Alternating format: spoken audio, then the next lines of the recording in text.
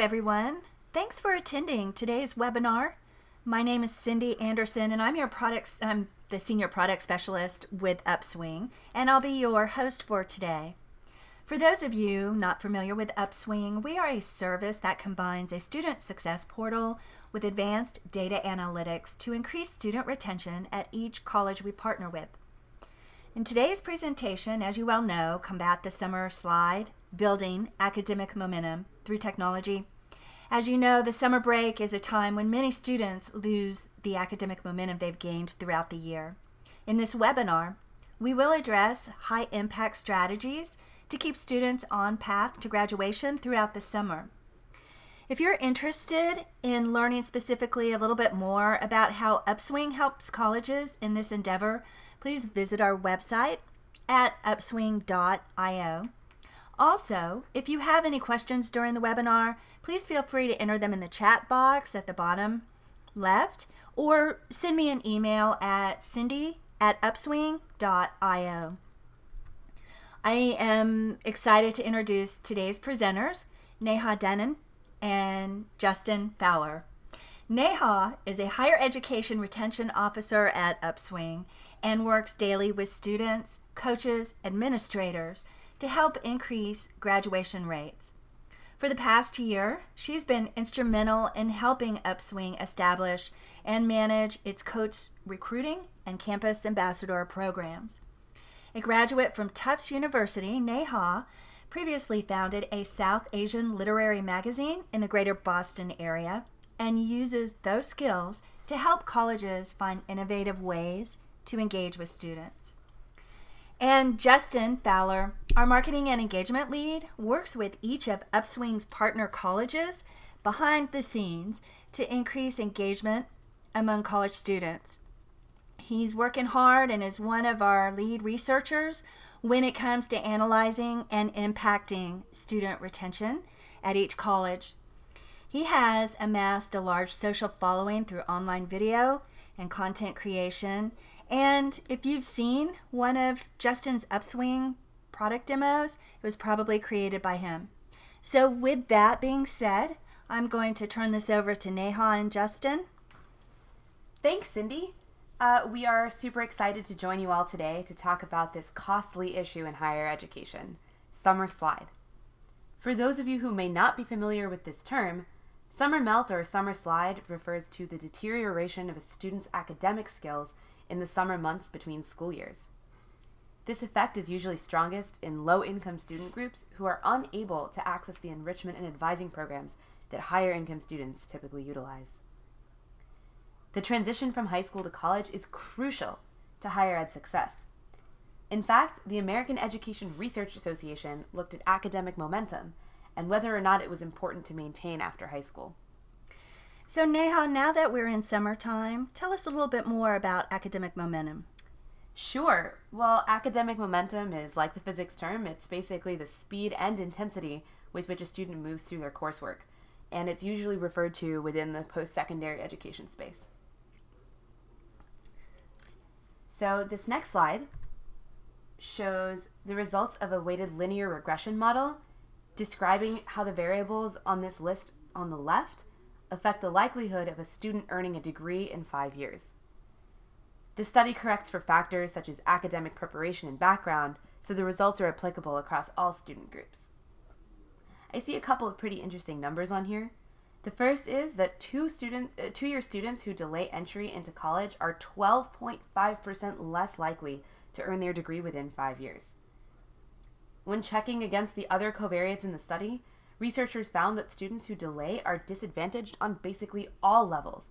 So, lower incomes, lower parental education, weaker high school grades, greater rates of poverty, low self-esteem, and longer working hours. These students are also likely to be minorities such as Black and Hispanic. Okay, so I just wanted to chime in here, and this is Justin, by the way. So it sounds like academic momentum is pretty important for this subgroup of students. Yeah, definitely. So actually later in this study itself, it talks about how academic momentum disproportionately affects low-income students and women of color. So in order to ensure future success for these specific cohorts, colleges definitely need to work with students that may not be ready for upper level classes. And one way to do this is through a summer bridge program. So summer bridge programs are typically initiatives established to try to really focus on students and retention. Let's talk a little bit more about that. Sure.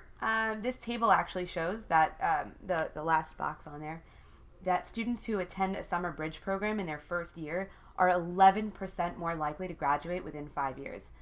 And this effect is 15% higher among students with lower socioeconomic status. Still, for some reason, students with lower GPAs in high school are less likely to enroll in summer school. This shows us that students who are in need of the most help are the least likely to seek it out. So this next slide here shows the path of a low-performing student. They start college later, then they don't attend a summer program, which makes them attempt fewer credits throughout college and consequently graduate in fewer numbers. Compare this to their peers. Summer bridge students are more likely to attempt more course credits, and they will earn a higher percentage of those credits, helping them to graduate faster. Yeah, that's a good point, Neha. Let's dive deeper into what happens the summer after freshman year. Did you know that only 30% of community college students enroll in summer classes after the first year? Yet research consistently finds that enrolling in college classes during the summer after freshman year increases a student's likelihood of graduation. For those of you working with developmental students, you can already see why this is such a big issue. So tell us a little bit more about why students aren't enrolling. Sure, so some avoid summer sessions because they need to make more money over the summer. But it could also be just a policy or institutional factor. Pell Grants, for instance, don't provide any aid to students during summer sessions. The financial burden on these low-income students can keep them from maintaining academic momentum. Others simply don't have the academic preparation necessary to matriculate. But we also know that many students, especially community college students, have difficulty getting to the learning center during the limited summer schedule that they're typically open. This especially rings true among distance learners and non-traditional students. Limited support, paired with the shorter number of weeks in which a student must master the course, is yet another reason why many students decide not to pursue summer academics. So Justin, even in addition to that, students like to take the summertime off before fall to kind of restore themselves. Mm-hmm. So let's talk a little bit about how schools can engage students over the summertime when they're not taking summer courses. Definitely, yeah, there's a few options that schools can look at for keeping students engaged over the summer. To ensure the personal approach continues through summer courses, you can consider offering blended learning options. This lets students access the course resources at any time while also receiving the coaching that an in-person session can provide. Even if students are not enrolled in summer classes, there should be an option for them to gain credits for getting through the prerequisites of classes they will be taking in the fall, such as online classwork or book readings and discussions. It is also a good time to maintain contact with students through mentoring and advising. This time between semesters is great to help students plan their academic future and steer them in the direction of a course plan to graduation. Academic advisors are usually reserved for the fall and spring semesters, but students need help with course enrollment, financial aid, and degree planning throughout the summer as well. Institutional support that connects students to campus and high-impact learning experiences are just as important as the time and effort students put into their classwork. Advising supports social integration as well as college affiliation, which are two major indicators of persistence and retention. Students with access to advisors will be able to better plan for their future by working together to chart a course schedule for success. This kind of support ensures that students feel a sense of progression towards a goal, which is important for increasing graduation rates, according to an article published by ACPA.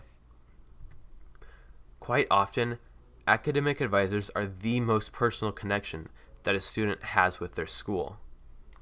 So, as we are touching upon academic advising, Neha, I wanted to reference something a little bit earlier. You were talking about reaching a subgroup of students identified as being high risk. Many students have reported that having an advisor to push them and keep them on track is pretty important to their academic success. So, if an advisor is key to maintaining connection with these students in their studies, I think what we should probably talk about is, do advisors reach out to their students in the summertime, and is this proving to be effective? Sure. Yeah, Cindy, thank you. So having in-house advisors is pretty difficult over the summer. People are traveling, schools are undergoing major planning changes. Sorry. However, there are a few ways in which students can get similar support without a high cost from colleges. So the first is a phone call. A good old-fashioned phone call is an easy, low-tech way to keep in touch with students over the summer. The call can be about how the student is keeping busy, what their plans are for the upcoming semester, and any concerns or questions they might have that they've been too busy or too shy to ask. Since this is difficult to scale up, though, it would probably only work with a handful of students and probably only those at highest risk. So, talking about phone calls, what about texting? I think that texting is definitely an option. However, many students are reluctant to give their phone numbers to administrators, and it would be difficult to make that work. But, another option is email. It's probably a little bit less intrusive than text messaging, and it's easier to reach a large number of students. But it is a very ambitious task to continue a conversation with someone over email, especially since both students and administrators are busy over the summer. Another option is Google Apps. There are so many great tools in communication and organization through Google, like Hangouts and calendars and shared file editing and viewing. But while these different apps are supposed to play nice with each other, it's extremely time-consuming and often trying for both students and advisors to learn how to use each of these pieces separately and then to integrate them with their current learning system. Also, because the student body is significantly smaller over the summer, keeping traditional advising options during this time can be extremely inefficient. Since most people take vacations throughout the summer months, it's hard to keep advisors at the Learning Center from 9 to 5, 5 days a week. It's even more challenging when you have students that are working a 9 to 5 job and can't come in for tutoring or advising during those hours. Schools, especially I'm sure many of you with multiple remote campuses, find it extremely difficult to staff each of these locations with advisors. You guys would probably likely benefit from these services being available at flexible times and flexible dates. Yeah, so thanks, Neha. It just seems like what continually is apparent is that it's really important for schools to find an effective way to reach out to their students over the summer. Would you agree? Yeah, definitely. Yeah, let me chime in here. So this is actually where Upswing's UConnect system comes in, providing fresh technology. UConnect works with your current staff to bring together students and advisors online. With a custom integrated portal, students have online access to advisors and they can schedule sessions to fit their own availability. The flexibility of this service allows advisors to help students achieve their academic goals without having to physically be on campus. The ease of use ensures that students will have multiple sessions throughout the summer. Additionally, students can get 24/7 online tutoring in their classes using Upswing's ULearn system. This connects them to your existing tutors as well as our own trusted tutors around the world. So I wanted to show you guys a quick demo video showing how a UConnect session would take place in the virtual learning room. I'm going to give you a quick demo to show you how UConnect works with your students and with your coaches. So the first thing that a student will do is search for one of your coaches. After that, they'll be able to see your coach's profile page. They can find out more information about them and see when they are available for advising. Students will have the option to start a session now. By clicking that button, they'll be able to have a session in that moment with that coach. However, students will also have the option of scheduling an appointment with their coach. To do that, they'll click Schedule a Session and then fill in the time and date for that session. They'll also be able to see whether or not that coach is available for that time. Immediately after this session has been scheduled, your advisor will get a notification asking whether or not that time will work. Once the session has been accepted and fully scheduled, students and coaches will be able to look at their Sessions tab to see any upcoming sessions.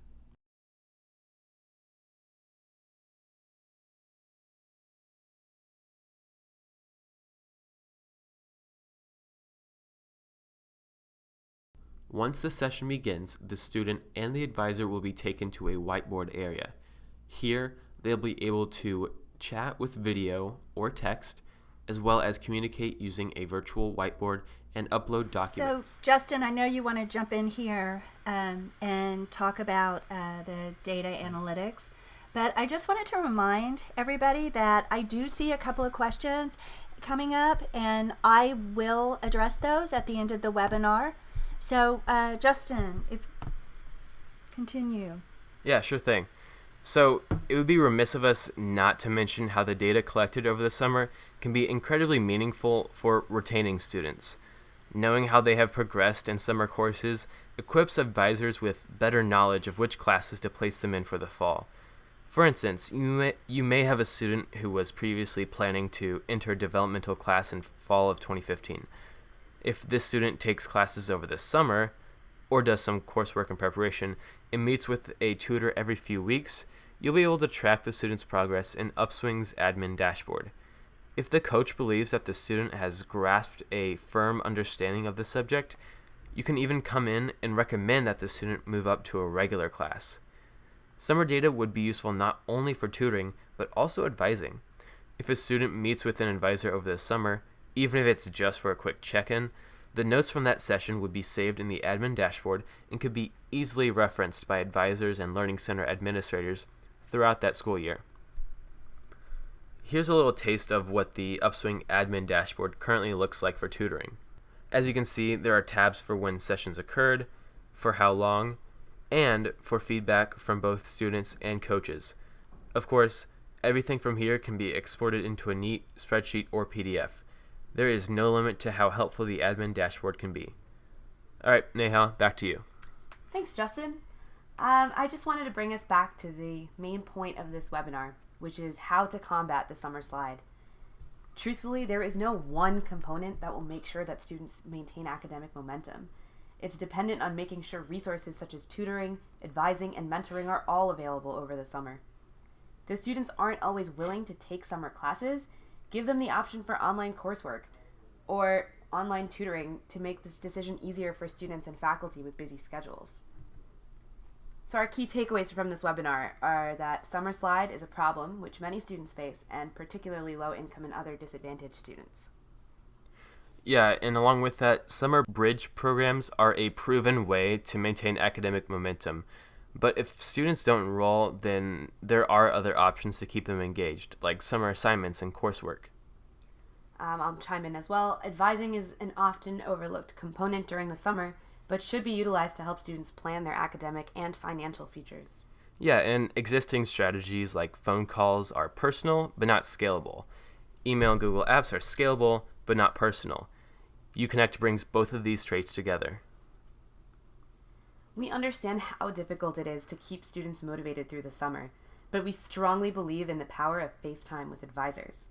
The personal connection makes students feel engaged, not only with their studies, but with the campus community as a whole. So, thanks Neha and Justin for providing us with actionable insights on how to reach out over the summer to keep connected with students.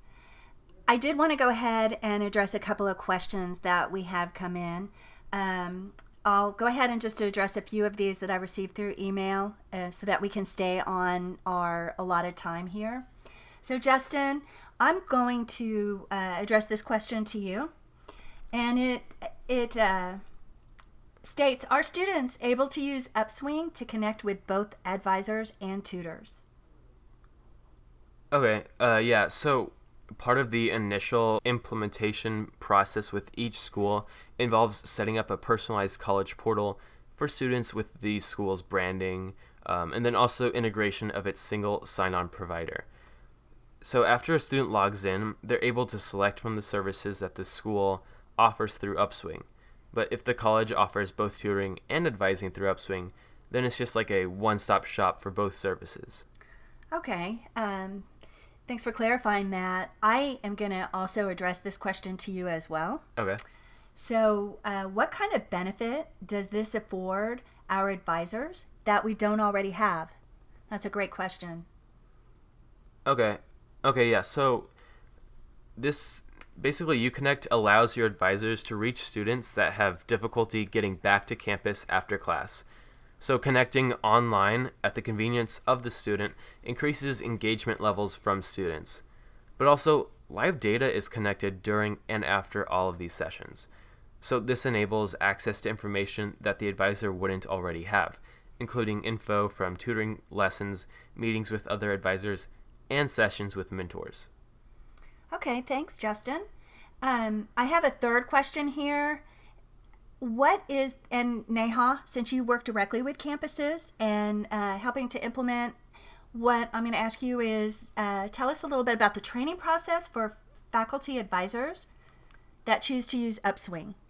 Sure, Sydney. I am one of Upswing's higher education retention officers, or heroes. So this is kind of what I do.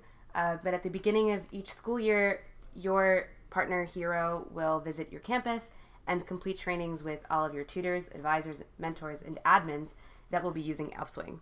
So each of these training sessions should probably take around 20 to 30 minutes, so we don't try and take away too much time from your already busy schedules.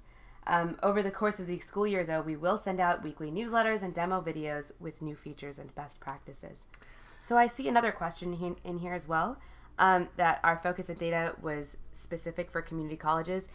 Is it relevant to four-year institutions as well? And yes, it is. I can send over this study to you later after this webinar is over. They did use both two-year institutions and four-year institutions. And what we did see was that while the effects weren't as strong in four-year students, they were definitely the same and had the same significance level. So, yeah. Thank you, Neha.